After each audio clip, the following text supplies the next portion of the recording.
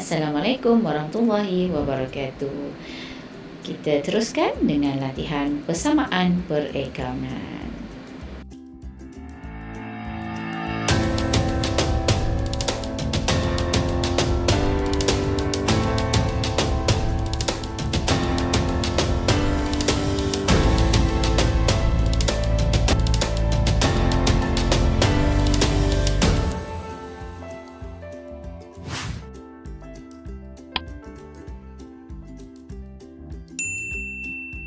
Okey, latihan ini cikgu ambil daripada buku teks saja. Anak-anak pelajar boleh tengok contoh-contoh yang ada dalam buku teks. Okey, kita tengok contoh yang pertama. Okey, dalam menjawab soalan persamaan perakaunan, kita perlu tentukan akaun yang terlibat. Kedua, kita perlu tentukan klasifikasi akaun, dan juga yang ketiga, kesan. Kesan terhadap klasifikasi akaun yang terlibat. Okey, kita tengok contoh yang pertama, aset bertambah dan aset juga berkurang. Okey, yang pertama adalah beli. Okey, beli barang niaga. So, apabila beli barang niaga, so dalam persamaan perakaunan tidak ada akaun belian di sini. Okey, tapi kita refer kepada akaun inventory. So, beli, apabila beli inventory, apa berlaku pada inventory? Klasifikasi dia adalah aset. So, kita akan letak di aset, maka inventory bertambah sebanyak 500. So, kita catat di lajur bahagian aset, tulis inventory dan tambah RM500. Kemudian, kita lihat lagi, beli barang niaga RM500 dengan tunai. Okey, apa berlaku pada tunai kita? Tunai adalah aset dan kesannya adalah berkurang. So, kita akan catat di lajur aset, tunai kita kurangkan sebanyak 500. So, di sini kita nampak angka yang perlu dikurangkan itu kita hendaklah kurungkan. Okey, apabila kita membuat persamaan perakaunan, anak-anak pelajar mesti pastikan setiap kali kita buat persamaan perakaunan, kita mesti memastikan aset sama dengan liability tambah equity pemilik itu seimbang. Okey, kalau kita lihat bahagian aset, tambah 500 tolak 500, jawapannya kosong. Manakala sebelah liability dan equity pemilik tiada nilai, maksudnya kosong jugalah. So, di sini kita tahu persamaan kita seimbang. Itu yang perlu kita lakukan apabila kita menjawab persamaan perakaunan. Okay, next kita tengok kepada kesan aset bertambah dan liability bertambah. Okay, di sini beli barang niaga sekali lagi, dan kita dah tahu beli barang niaga, apa berlaku kepada inventory? Inventory aset bertambah. So, kita tambah dekat aset inventory tambah 2,500. Okey, faham Kemudian kita beli secara kredit. Okey, tadi kita beli secara tunai, maka tunai bertambah. Beli secara kredit, apa maksud secara kredit ini? Kredit ini bermaksud kita beli secara hutang. Maksudnya kita berhutang kepada siapa? Siapa kita berhutang? Siapa yang kita berhutang ini? Iaitu pembekal. Maka pembekal tu biasanya apabila berhutang, kita rujuk dia sebagai akaun belum bayar. Kita sebagai akaun belum bayar. So, akaun belum bayar ni klasifikasinya apa? Akaun belum bayar, klasifikasinya adalah liability. So, liability kita bertambah. Liability kita bertambah. So, kita rekod di liability tambah 2,500 akaun belum bayar. Okey, cuba kita lihat persamaan kita seimbang ataupun tidak. Di sebelah aset kita ada tambah 2,500, manakala sebelah liability tambah 2,500. So, kita seimbang. Ini yang kita kena pastikan. Okay, next kita lihat pula kepada kesan aset berkurang, aset juga bertambah, equity pemilik bertambah. Boleh kita lihat satu persatu. Bila kita jawab soalan ini, kita kena baca ayat demi ayat. Pertama, kita tengok jualan. Kita jual barang niaga. Tadi kita beli barang niaga, apa kesan kepada inventory? Bertambah. Apabila kita jual barang niaga, apa kesan kepada inventory? Inventory adalah klasifikasi aset, maka aset berkurang. So berapa nak kurang pada aset ini, pada inventory ini? 400 lah. Sebab kita jual kosnya 400. Kad inventory mesti dicatat dengan nilai kos, dengan harga kos. Kemudian kita baca lagi, dan tunai RN 480 diterima. Tunai 480 diterima. So apa berlaku kepada tunai? Tunai bertambah. Sebab kita terima tunai. Tunai bertambah. So tambahkan dekat tunai 480. 480. So kalau kita lihat di sini persamaan kita, aset ada tolak 400 tambah 480. So nilainya adalah 80. 80. Maka liability dan equity pemilik di sini kita tengok kosong. Maka di sini tidak seimbang. Sebab sebelah sana kosong. Sebenarnya dia ada sesuatu di situ yang perlu kita kenal pasti, iaitu apa dia? Kita nak lihat perbezaan antara harga tadi, harga kos dengan harga jualan. So kita lihat di sini, harga jualan kita jual 480. Tolak dengan harga kos 400, sebenarnya kita dapat apa? Kita dapat untung sebanyak 80. Ingat penerangan cikgu pada video yang pertama, yang mana untung ni kesan dia di equity pemilik akan bertambah. Dalam equity pemilik kita ada laju untung bersih, so kita tambah 80. Maka di sini kita lihat persamaan kita dah seimbang. Betul tidak? So cikgu harap anak-anak pelajar faham. Apabila kita baca keterangan di dalam persamaan perakaunan, kita hendaklah baca ayat demi ayat dan kita kenal pasti akaun yang terlibat, klasifikasi terlibat dan juga kesan. Seterusnya kita lihat pula aset berkurang, equity pemilik berkurang. Di sini ayatnya, baca ayatnya mengambil tunai. Ambil tunai. Apa berlaku pada tunai? Tunai kan klasifikasi aset. Tunai tu tunai di tangan. So tangan tu kita buang. Buangkan tangan tu. Sebab kalau segi akaun, kita tak ada tulis akaun tunai di tangan. Kita tulis akaun tunai sahaja. So potong perkataan tunai tu. So apa berlaku pada tunai tadi? Tunai kategori aset berkurang sebab kita ambil.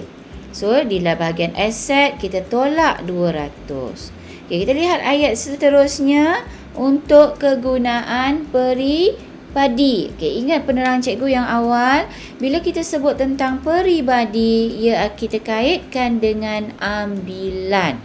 Ambilan adalah akaun kontra bagi modal. So dia memberi kesan kepada equity pemilik yang mana berkurang di equity pemilik. So kita letak di bahagian modal, kita kurungkan, kita letak 200. Maksudnya di sini modal berkurang. Ada setengah soalan, dia letak ada laju ambilan. So kalau kita guna laju ambilan, kita letaklah di laju ambilan. Cikgu harap anak-anak pelajar boleh bezakan. Kalau dia sebut peribadi, kita terus detect itu adalah ambilan. Mengurangkan modal. Maka di sini kita lihat persamaan kita seimbang. Sebelah aset negatif 200, sebelah liability tambah equity pemilik negatif 200. Seimbang kan? Seterusnya kita lihat lagi satu, aset bertambah, equity pemilik bertambah. Macam mana tu? Kita lihat ayat di sini, menerima commission. terima komisen. Terbalikkan ayat dia, komisen diterima. Okey, ingat perkataan diterima di bawah klasifikasi hasil. Cikgu dah terangkan sebelum ini, hasil akan menambahkan untung bersih. Dan untung bersih menambahkan ekuiti pemilik. So, di dalam laju untung bersih, kita tambahkan 230. So, apa berlaku pada tunai? Di sini kita lihat tunai kita terima apa berlaku pada tunai? Tunai aset kita bertambah. So, kita letak di laju aset tunai tambah 230. Seimbang? Tengok betul-betul persamaan perakaunan kita. Aset sama dengan liability tambah ekuiti pemilik. Seimbang tidak? Seimbang. Yes. So, kita kena pastikan. Setiap kali kita masukkan dalam jadual persamaan perakaunan, dalam satu urus niaga itu mestilah seimbang. Okey. Teruskan. Kita teruskan dengan aset berkurang, ekuiti pemilik pun berkurang. Ini kesan yang seterusnya. Okey, ayat dia. Membayar gaji. Bayar gaji. So, gaji adalah kategori belanja. Gaji klasifikasinya belanja. Belanja mengurangkan untung bersih. Di mana untung bersih? Ingat, di mana untung bersih? Ekuiti pemilik. Yang ada baca dalam hati tu, dia kata untung bersih berkurang. Good, cikgu suka. Okay, so kita tolak untung bersih. Okay, kita tolak untung bersih 1,200. Ayat seterusnya, dengan cek. Cikgu dah sebut, kalau dengan cek, kita kaitkan dengan bank. So, apa berlaku dengan bank? Kita bayar guna cek. Duit kita di bank apa berlaku? Bank adalah klasifikasi aset berkurang. So, letak di aset kita tolak 1,200. Aset sama dengan liability tambah ekuiti pemilik, adakah seimbang? Yes. Sebelah aset kita negatif 1,200, sebelah liability tambah ekuiti pemilik kita 1,200, seimbang. Yeay. Okay, kita teruskan dengan kesan seterusnya. Okey, ini panjang sedikit, baca kena hati-hati. Aset berkurang, liability berkurang, ekuiti pemilik bertambah. Kita tengok pertama, membayar cek. Bayar cek. Cek itu bank. Bank berkurang sebab kita bayar.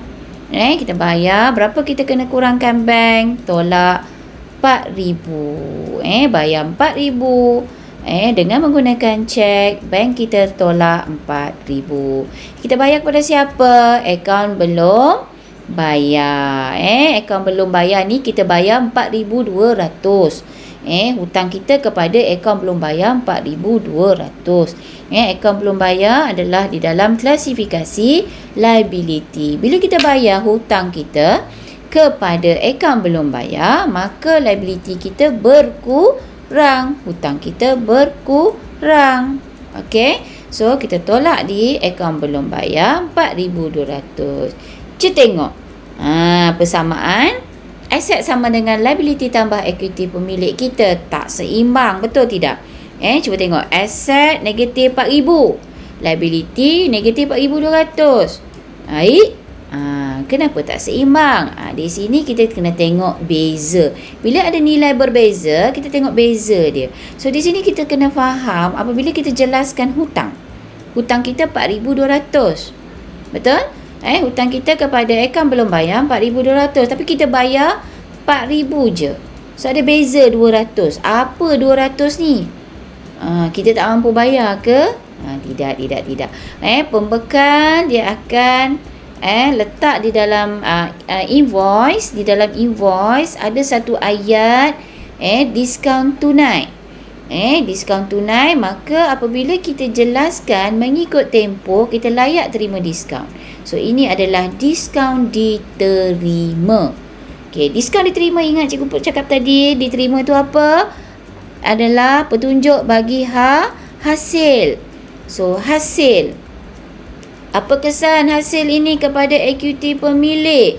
Ekuiti pemilik akan bertambah di bahagian untung bersih.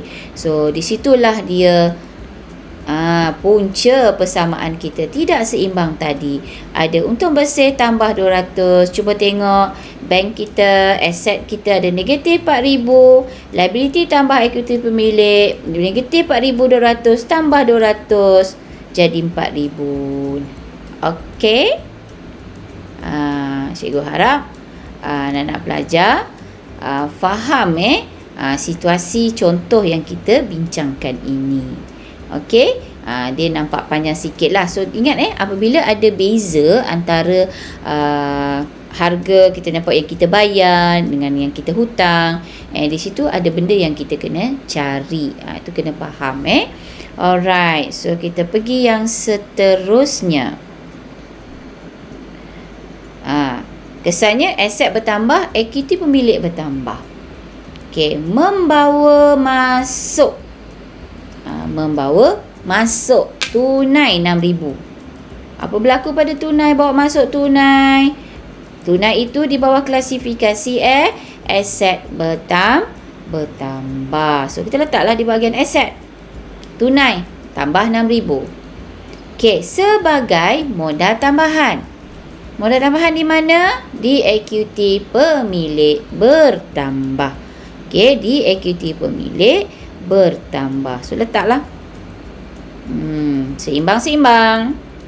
Persamaan kita. Seimbang. Yang ni dia tak rumit sangat. Okey? Next. Next ini terakhir. Terakhir dalam contoh video cikgu ini. Okey? Iaitu kesan aset bertambah, ada aset berkurang, ada liability bertambah. Dan ayat pun panjang. Relax. Jangan susah hati. Baca betul-betul. Okey? Baca betul-betul. Okey, sebuah perabot. Janganlah slow sangat. Baca betul-betul. Berharga 5,300 dibeli. So, apa berlaku pada perabot? Perabot klasifikasinya adalah aset. Apa berlaku pada perabot? Perabot bertambah. Perabot adalah klasifikasi dia adalah aset. Aset kita bertambah. Kita letak di lajur aset. Di bawah perabot. Tambah 5,300. Faham tu? Okey. Kita baca lagi ayat. Kita beli daripada kedai perabot Seng. Dengan bayaran pendahuluan 1,000 secara tunai. Means kita bayar tunai. Tunai adalah klasifikasinya adalah aset. Kita bayar tadi. Bayar aset berkurang. Okey, kita letak di lajur aset tunai. Tunai kita tolak. Kita kurungkan 1,000. Okey. So di sini kita lihat bahagian aset kita ada tambah 5,300 tolak 1,000 jadi 4,300. Lepas tu kita baca lagi ayat ni. Dan bakinya akan dibayar kemudian. Maksudnya siapakah kedai perabot Seng? Siapakah kedai perabot Seng? Siapa tahu? Kedai perabot Seng. Siapakah kedai perabot Seng ini? Kedai perabot Seng kita hutang dengan dia. So itu adalah akaun belum bayar. Akaun belum bayar. So berapa hutang kita? Cikgu dah terang tadi. Harga perabot itu 5,300. Kita bayar 1,000. Balance kita yang kena bayar adalah 4,300. So di akaun belum bayar di bawah klasifikasi liability. Liability kita bertambah. See? You see or not? See kan? Okay, kita tengok aset 5,000. Kita tengok aset 5,300 tolak 1,000. Jawapannya adalah 4,300. Alright. 4,300. Positif lah. Okay, seimbang tidak? Yes, seimbang. Okey. Boleh tu. Alright, cikgu harap penerangan cikgu tadi anak-anak pelajar boleh faham. Kalau tak faham, ulang balik. Tengok slow-slow. Mana tahu cikgu cakap terlaju ke apa. Kalau cikgu laju, nanti next time tolong komen dekat bawah. Cikgu lain kali terangkan slow sikit. Okey, cikgu harap cikgu dapat membantu anak pelajar memahami, melihat kesan urus niaga terhadap persamaan perakaunan. Ingat pesan cikgu, baca ayat satu persatu, kenal pasti akaun yang terlibat, kenal pasti klasifikasi akaun dan kenal pasti kesan. Kesan, sama ada kesan bertambah atau berkurang. Itu saja, terima kasih kerana sudi menonton video cikgu. Anak pelajar boleh like dan komen di bawah. Dan berilah pandangan kepada video pengajaran cikgu agar cikgu lebih bersemangat lagi lah untuk membuat video-video yang seterusnya. Okey, dan juga boleh share dengan rakan-rakan untuk mendapat manfaat bersama. Okey, bagi yang belum subscribe channel cikgu, bolehlah subscribe channel cikgu. Tekan subscribe yang merah masih tu. Kalau kelabu jangan tekan. Okey, dan juga boleh tekan butang loceng di penjuru sebelah subscribe itu untuk mendapatkan notifikasi video-video terkini cikgu dan siaran live cikgu. Terima kasih semua. Kita jumpa lagi. Assalamualaikum warahmatullahi wabarakatuh.